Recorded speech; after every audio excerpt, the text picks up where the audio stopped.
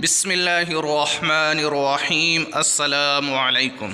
جو مانگے قبول ہو جائے۔ سیدنا انس رضی اللہ عنہ بیان کرتے ہیں کہ وہ ایک دن رسول اللہ صلی اللہ علیہ وسلم کے پاس بیٹھے ہوئے تھے اور ایک آدمی نماز پڑھ رہا تھا۔ نماز پڑھنے کے بعد اس نے ان الفاظ کے ساتھ دعا کی۔ پیارے دوستو، آئیے میرے ساتھ ساتھ اس دعا کو پڑھیے۔ اللہم انی اسألک بأن لک الحمد لا الہ الا انت المنان بدیع السماوات والارض یا ذا الجلال والاکرام یا حی یا قیوم۔